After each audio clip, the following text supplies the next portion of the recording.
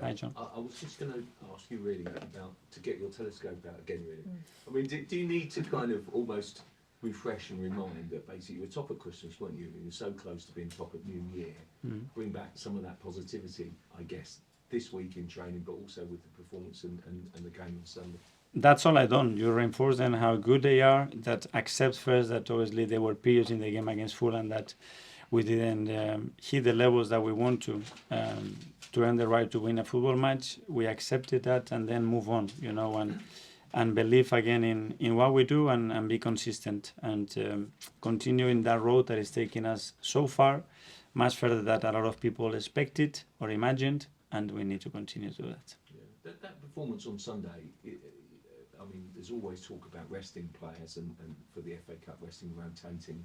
How important is it in terms of the context of this season for Arsenal, for the squad, do you think, on Sunday, that tie? For the tie, for the actual game, you know, you wouldn't be tempted to rest and rotate like some managers might do this weekend. Well, we have to give certain opportunity to certain players, that's for sure, and to decide whether Sunday is the right environment and the right moment to do that. That's a question that we would have to resolve in the next 2 days. And I know you're in a different part of your career now and a different part of your life, but when you face Liverpool, does the Evertonian ever come out in you? Is there more of a? Do you feel it more when you face a Liverpool side? Feeling more in what sense? Because of your past experiences, you used to live, you know, yeah. period of time on those. Well, it is special for me, and I have so many memories playing against them, and as well because they are a top side, you know, so it requires a big preparation and a lot of detail in everything that we have to do, and that was proven again a week ago or two when we played them at Anfield for both teams, I think.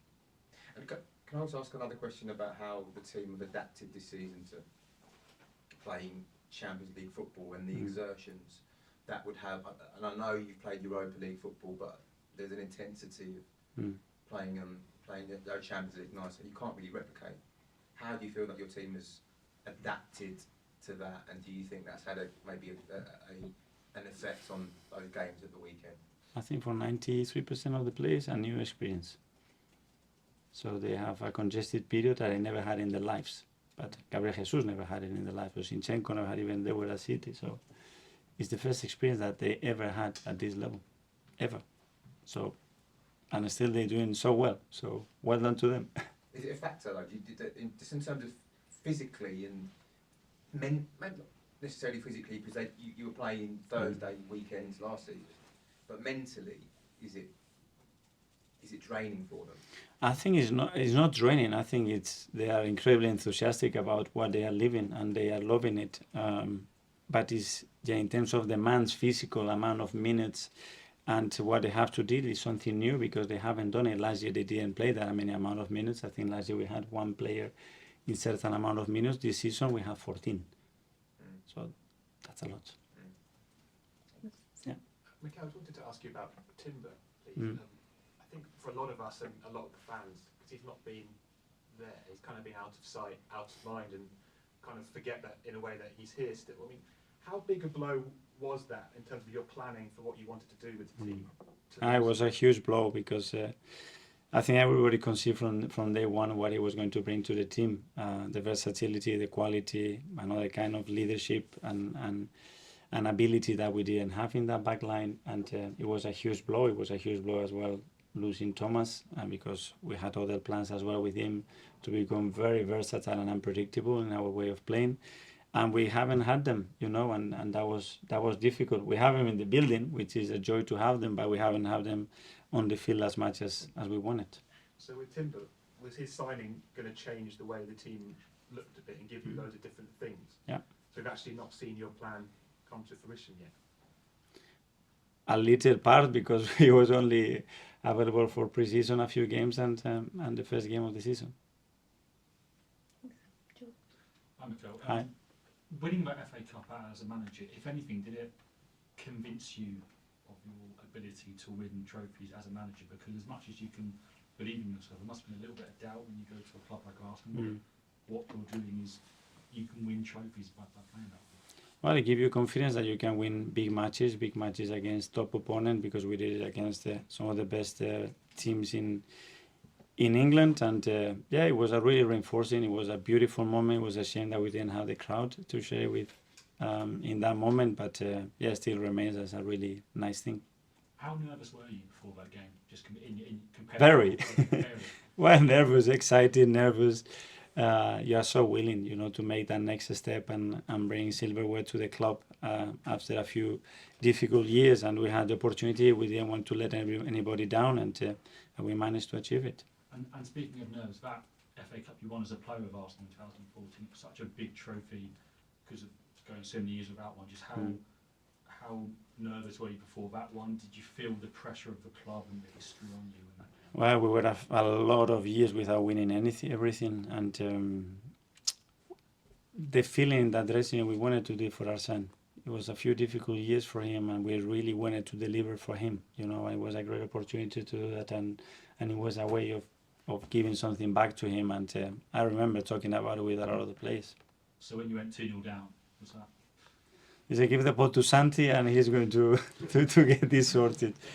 It was an incredible FA Cup final. You know, everything expected in the way that I could never imagine. It got worse a few minutes later, but then it ended up in a beautiful way. And just finally, can this game against Liverpool be a way of sending a message that, you know, Liverpool are now at the top and they're going for the title, but it's a way of taking a dent out of the title rival, isn't it? I think more my message is, I think we've been sending very strong performances in the last 2 years for everybody to understand where we are and where we want to be. That's it. We have another opportunity to win a game and go to the next round, and that's the only thing that we have to think of. Nick? We talk a lot about your team's performances, but looking over the past half season, do you sense that opponents have set up differently against you this season than they did maybe last season? And how big a challenge has that been to adapt to? Some of them yes, some of them no, and some of them have changed because of game state as well, and some of them to adapt. Probably they have adapted more than other seasons to us, which I think is something really positive. How do you think they've done that? What do you mean exactly? Tactically, especially. Yeah. In terms of sitting deeper, being more cautious? Not only that, in many ways with their lineups, in certain decisions they make in relation to what they normally do. And does that mean that being more flexible and having more strings to your bow is even more important this season than it was last season? It is always, because you become more unpredictable, and that's easier, and for us, and more difficult for the opponent, because they have to spend a lot of time preparing things, and that's something very good for us. Is that a big target for the second half of the season, to develop that unpredictability? That would depend on the players that we have available, and we have to play on the players' strength. That's the first thing. I don't want to put players to do things that they don't feel comfortable doing. That's the first principle that we have to apply, and play everybody in their strength. We have some really good players, and we'll win matches for sure. Thanks, Nick. Finally, Gary. Arsenal used to say that confidence is quite a difficult thing to get back once you've lost a couple of games, and it takes a bit of time. Have you found that? Because you obviously mentioned momentum. Have you found that when you've lost a couple, it's just you to get back, and then what's your way to get it back? The thing is, I don't know where that confidence is. We cannot measure it. Hopefully, I could bring in the morning something, take split, put it there, said confident, 10 out of 10, good. The next day is 6. We cannot measure it. We can imagine how they feel like, but we cannot measure. So it's something that is there, and we believe that we understand it, but actually it's not a fact. It's more a perception, and that confidence can change after the first minute.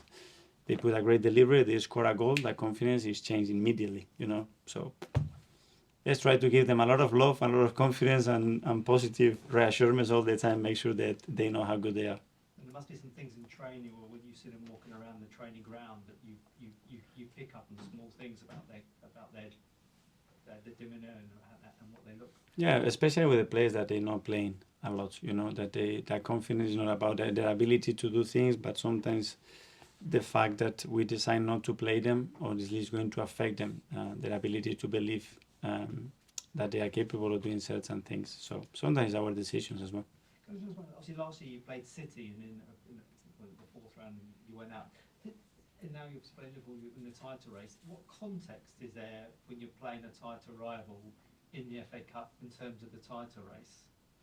Is there any context? Is there can you set a barometer for them, or can you make a statement for them, and how does it affect you in relation to them? Winning always helps, and if we would have won that game, probably that would have helped. And it was a really close game. We ended up losing 1-0. But we took a lot of positive because we made so many rotations as well, and they didn't. Sunday will be different. Let's see. Thank you very much. Thank you. Thank you. Thank you. Thank you. Thank you.